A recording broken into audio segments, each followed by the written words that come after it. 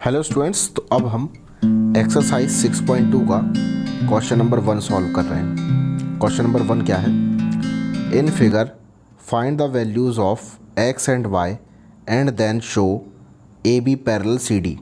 यहाँ पर हमको पहले एक्स और वाई इसकी वैल्यू फाइंड करनी है, और अगर एक्स और वाई की वैल्यू हमारी इक्वल आ गई तो क्या प्रूफ हो जाएगा कि A B parallel C D है।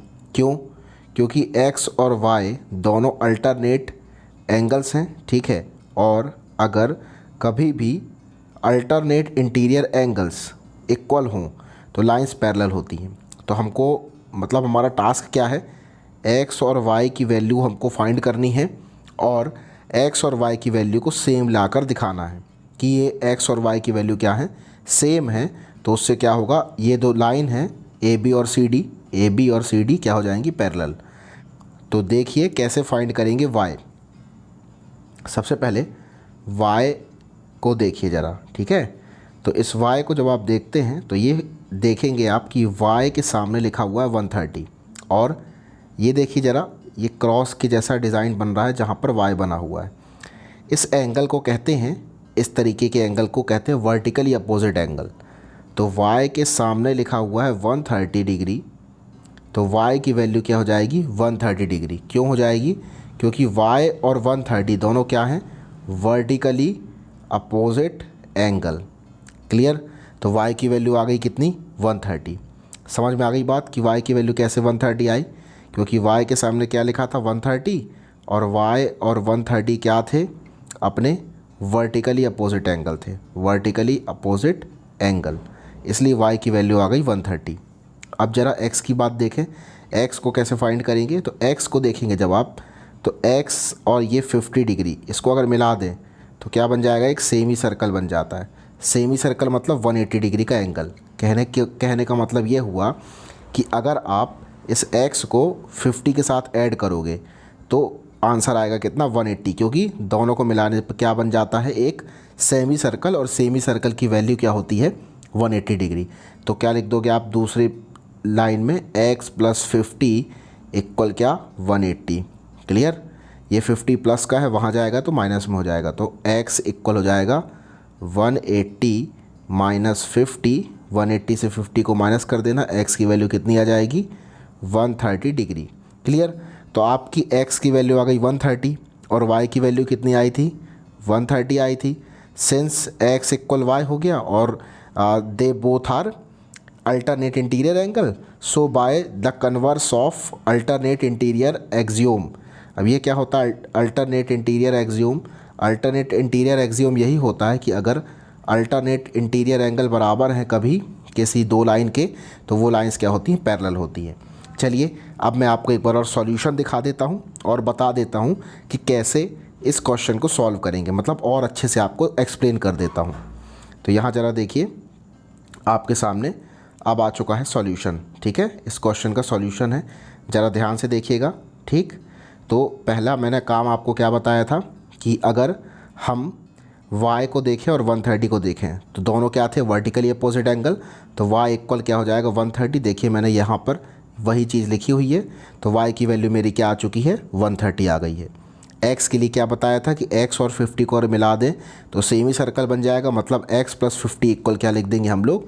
180। देखिए मैंने यहाँ पर वही लिखा है, और इसको कहते हैं लीनियर पेयर एक्सियोम, तो इसलिए मैंने यहाँ पर लीनियर पेयर एक्सियोम लिख दिया है। उसके बाद ये 50 वहाँ चला गया तो 180 से माइनस हो गया, x की वैल्यू कितनी आ गई? 130। तो यहाँ पर मैंने लिख दिया hence x equal 130 and y equal 130। अब यहाँ पर आपकी थ्योरी क्या हो जाएगी वो मैं और लिख देता हूँ, ठीक है। तो लिख दीजिएगा यहाँ पर हैंस काट दीजिएगा, हैंस x, यहाँ पर ही हैंस वाली लाइन काट दीजिएगा, ठीक है। क्या लिखिएगा वो मैं बता देता हूँ, ठीक है। सो x इक्वल y इक्वल 130, ठीक है। x और y दोनों की वैल्यू 130 है, ठीक है। तो हमने लिख दिया कि x equal y equal 130। Since लिख दीजिएगा आप, since x and y are alternate interior angles, alternate interior angles, interior rear angles, ठीक है, ये लिख दीजिएगा अल्टरनेट इंटीरियर एंगल्स। सो अब वो जो मैंने बताया था कौन सा आपका एक्सियोम था उसका नाम लिख दीजिएगा। So by converse of alternate interior angle axiom, converse अब यहाँ पर मेरे पास स्पेस नहीं है तो इसके आगे मैं लिख रहा हूँ, इसका स्क्रीनशॉट ले लीजिए, ठीक है। क्या थ्योरी लिखनी है? सो बाय कन्वर्स ऑफ, ठीक है, अल्टरनेट इंटीरियर एक्सियोम। तो इसको इरेज करके आगे मैं लिखता हूँ, कन्वर्स के बाद क्या आएगा? So by converse of alternate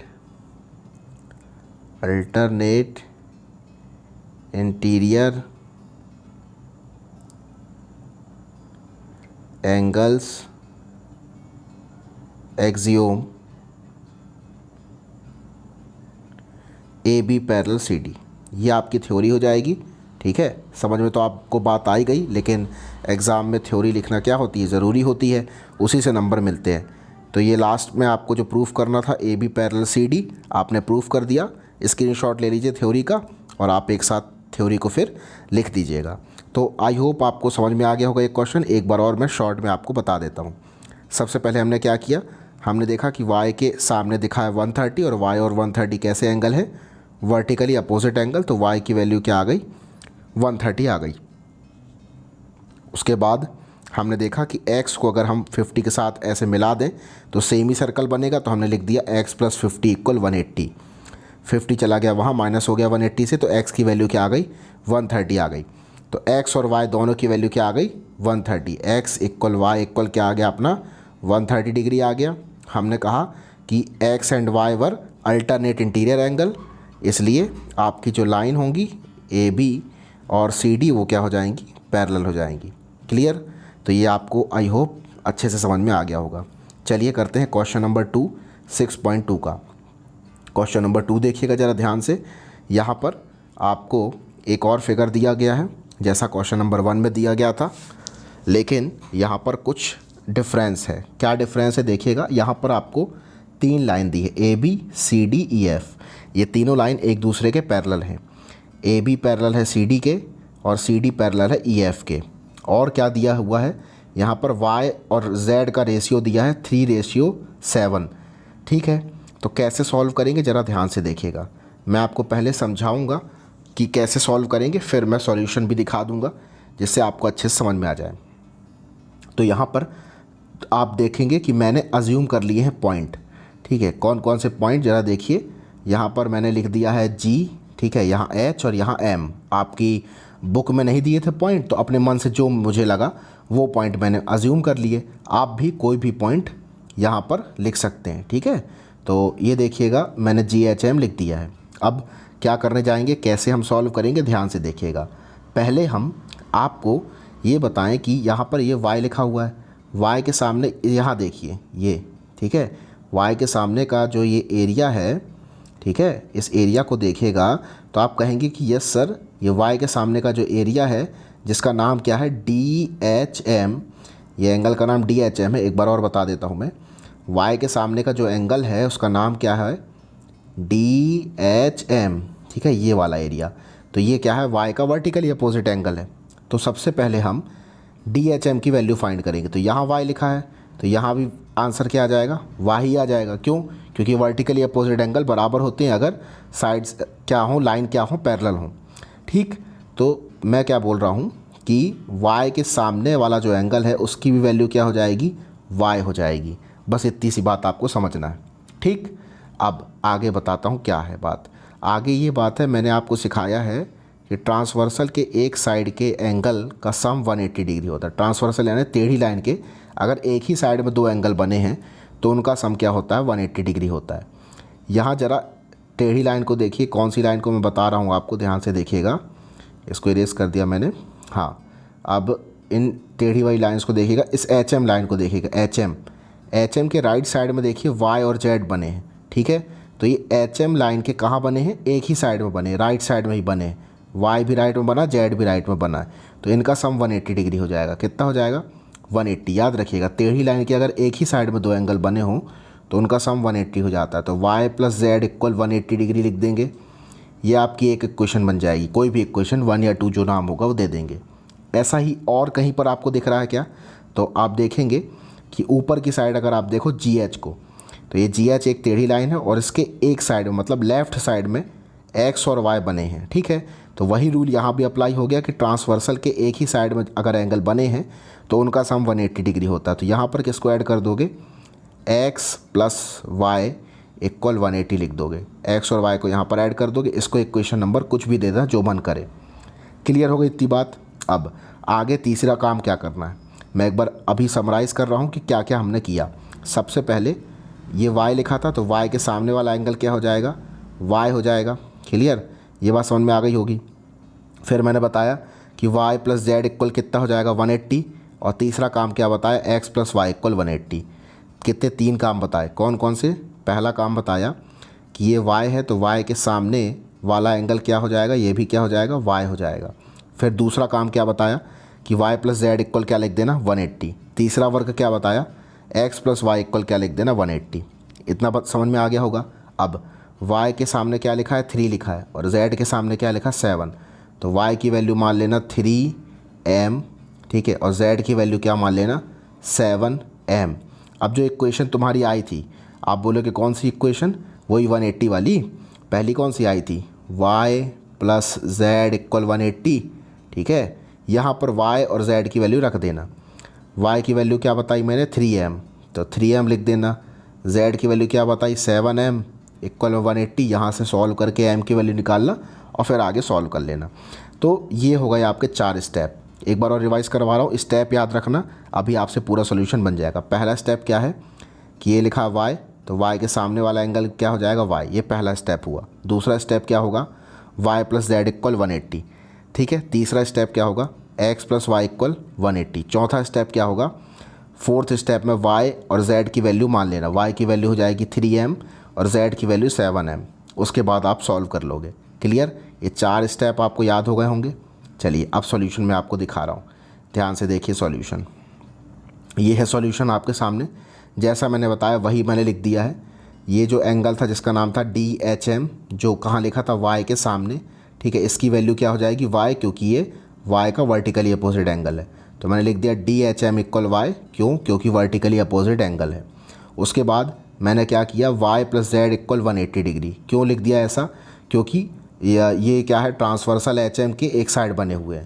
तो ये देखो यहाँ पर आ गया अपना क्या, y, और मैंने सिखाया था दूसरा स्टेप क्या था, y प्लस जेड इक्वल 180। ये देखो मैंने वही स्टेप लिख दिया है।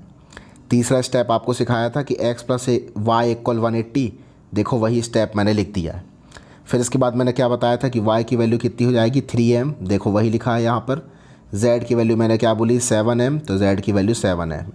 अब क्या करो, y की जगह 3m रख दो, z की जगह 7m। कहाँ पर, इक्वेशन नंबर 1 में, ठीक। तो देखो क्या आएगा तुम्हारा, ये देखो, ये रही इक्वेशन नंबर 1। इसमें y की जगह क्या लिख दिया अपन ने, 3m, ठीक है, y की जगह 3m और z की जगह क्या लिख दिया, 7m इक्वल में 180 एज इट इज़। 3 में 7 को प्लस करो, कितना आएगा, 10m इक्वल 180। m को यहीं रहने दो, 10 को कहाँ भेज दो, इस 180 के नीचे। तो 0 से 0 कट गया, m की वैल्यू कितनी आ गई, 18 आ गई। अब तुमने अज्यूम क्या किया था, y की वैल्यू क्या मानी थी, 3m, तो यहाँ पर m की जगह क्या लिख देना, 18। यहाँ m की वैल्यू 18 आई है, तो 3 का इंटू 18 से कर देना, तो कितना आ गया, y की वैल्यू 54 आ गई। क्लियर, z की वैल्यू कितनी थी, 7m, 7m की वैल्यू कितनी आ गई है, 18, तो 7 इंटू 18 हो जाएगा, z की वैल्यू आ गई 126। इक्वेशन नंबर 2 देखो, इक्वेशन नंबर 2 ये है, इसमें y की जगह क्या लिख देना, 54, तो ये 54 प्लस में है, वहाँ जाएगा तो माइनस हो जाएगा, 180 से माइनस कर देना 54 को, तो x की वैल्यू तुम्हारी आ जाएगी 126। आई होप तुमको क्लियर हो गया होगा। एक बार और बता दूं, ठीक है, यहाँ से बता देता हूँ, y और z से। y की वैल्यू 3m मानी, z की वैल्यू 7m। इक्वेशन नंबर 1 में y और z की वैल्यू फिल कर दी, तो वहाँ से अपनी आ गई m की वैल्यू 18, y की वैल्यू अपन ने मानी थी 3m, तो 3 का इंटू 18 से कर दिया, तो y की वैल्यू आ गई। z की वैल्यू थी 7m, तो 7 का इंटू इसी 18 से कर दिया, तो z की वैल्यू आ गई। अब y की वैल्यू को कहाँ रख देना, इक्वेशन नंबर 2 में। यहाँ y की जगह क्या लिख देना, 54। ये 54 प्लस में, वहाँ जाएगा माइनस हो जाएगा 180 से, x की वैल्यू आ जाएगी 126। इस तरीके से तुमने एक्स वाई जेड की वैल्यू निकाल ली और क्वेश्चन नंबर 2 तुम्हारा सॉल्व हो गया। आई होप आपको समझ में आ गया होगा। स्क्रीनशॉट ले लीजिएगा, मतलब स्क्रीनशॉट क्या, PDF ही दे दूंगा मैं आपको, उससे आप एक बार अच्छे से समझ लीजिएगा। ठीक है, मैं यहाँ पर दिखा रहा हूँ, ये है क्वेश्चन नंबर 2 था आपका, और ये पहले अपन ने किया क्वेश्चन नंबर 1। तो आज हमने क्वेश्चन नंबर 1 और 2 6.2 का फिनिश कर लिया है। अच्छे से समझ लीजिएगा, कॉन्सेप्ट क्लियर कर लीजिएगा। ठीक है, मिलते हैं आपसे नेक्स्ट वीडियो में। आप होमवर्क करके मुझे पिक्स ज़रूर सेंड करिएगा। अच्छे से पढ़ते रहिए, तब तक के लिए all the best, good bye.